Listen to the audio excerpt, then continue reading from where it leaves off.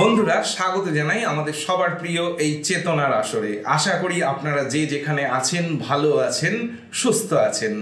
আমাদের এই চেতনার আসরে আমরা শুনে থাকি আমরা রোজ যা খাবার খাই তা কতটা আমাদের শরীরের পক্ষে ভালো বা সঠিক। আর এই ক্ষেত্রে আমাদের প্রথমেই এসে যাচ্ছে যে বাঙালির যে রান্নাঘর, সেই রান্নাঘরে একটি অপরিহার্য জিনিস হলো সর্ষের তেল। এই সর্ষের তেল নিয়ে কিন্তু আজকের এই চেতনার আসর।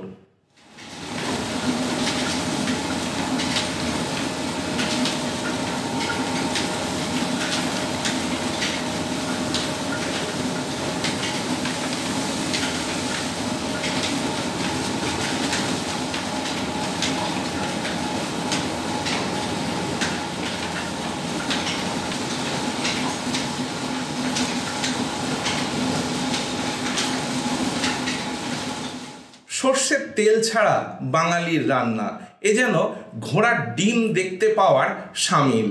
কিন্তু রান্নায় যে সর্ষের তেল আপনি ব্যবহার করছেন তা কতটা খাঁটি তা কি আপনি একবারও দেখেছেন ভেবে?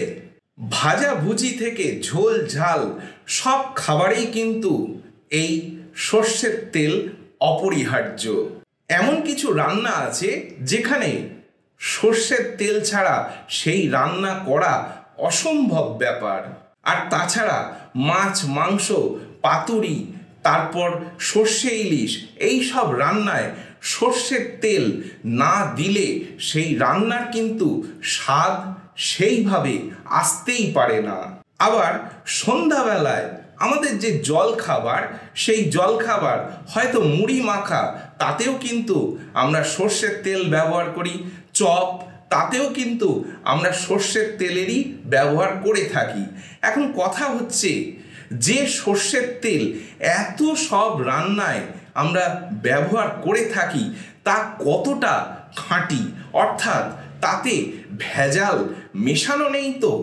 সর্ষের তেলে ভেজাল মেশানো হয় বেশ কয়েকটি পদ্ধতিতে। প্রথমেই বলতে হচ্ছে যে সর্ষের তেল পাম তেলের মধ্যে মিশিয়ে তা কিন্তু ভেজাল তৈরি করা হয়। ভারতের সিআইডি সূত্রে এমনটাই দাবি। ঝাঁঝে ভাবছেন সর্ষের তেল, আসলে খাচ্ছেন কেমিক্যাল বিষ। নদিয়ার শান্তিপুরে ভেজাল তেল তৈরির আস্ত কারখানারও হদিশ দিয়েছে সিআইডি। তৈরি হচ্ছিল ভেজাল মিশিয়ে, অথচ ওপরে লাগিয়ে দেওয়া হচ্ছে বড় বড় ব্র্যান্ডের নাম। আপনি দেখেই আহ্লাদিত হয়ে কিনেছেন, কিন্তু তাতেই হয়তো রয়েছে ভেজাল। কিভাবে তৈরি হয় এই ভেজাল সর্ষের তেল? সিআইডি সূত্রে খবর, পশ্চিমবঙ্গের হলদিয়া এবং বজবজ থেকে ট্যাঙ্কারে করে পাম তেল আনা হয়।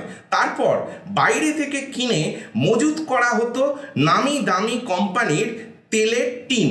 এরপর শুরু মানুষের স্বাস্থ্য নিয়ে ছিনিমিনি খেলা।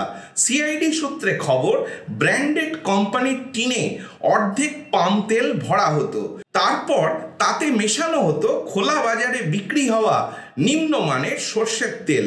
কিন্তু ভেজাল হলে তো তার ঝাঁঝ থাকবে না, তাই ঝাঁঝ আনতে মেশানো হতো রাসায়নিক।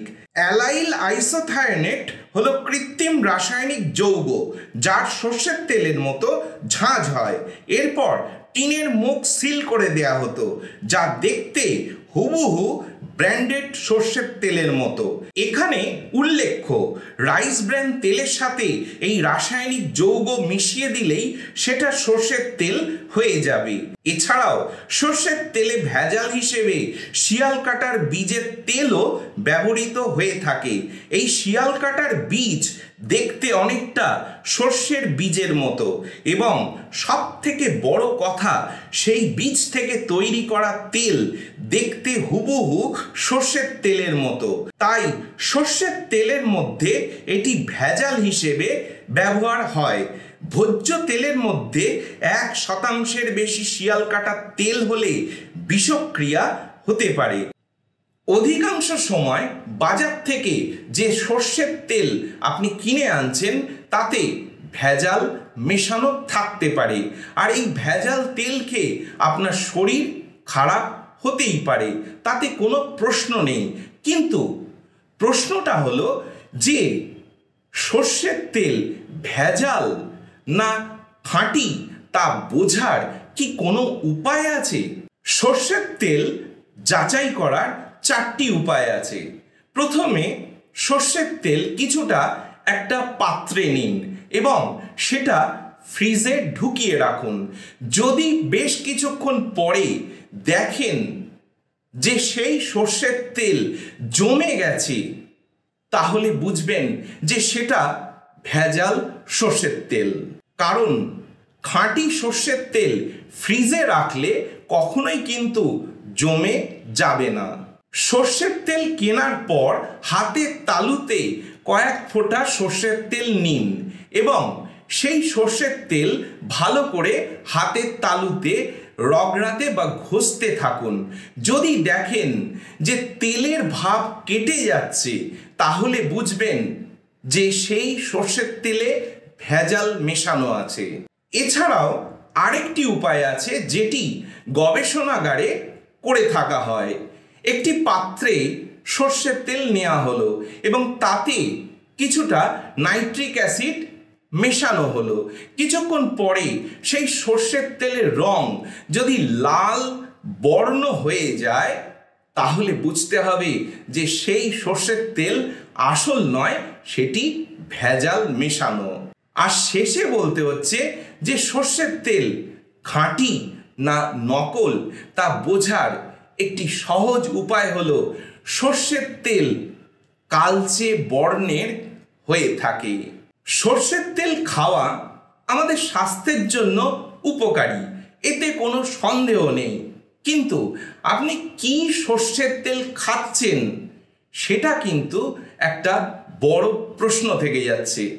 তাই সর্ষের তেল খেতে হবে বুঝে এবং সাবধানে, নইলে সামনে সমূহ বিপদ। বন্ধুরা, আজ এখানেই শেষ করছি এই চেতনার আসর। আশা করি এই অনুষ্ঠানটা দেখে ও শুনে আপনাদের প্রত্যেকের ভালো লেগেছে। আর সত্যি যদি ভালো লেগে থাকে, তাহলে সেই ভালো লাগার কথা অবশ্যই নিচে কমেন্ট বক্সে লিখে জানাবেন, লাইক এবং শেয়ার দেবেন। এবং এই সর্ষের তেল নিয়ে আপনাদের নিজেদের কোনো কথা জানা থাকলে সেটাও কিন্তু এই কমেন্ট বক্সে লিখে জানাবেন। আজ তাহলে এই চেতনার আসর থেকে এখানেই বিদায় নিলাম। নমস্কার।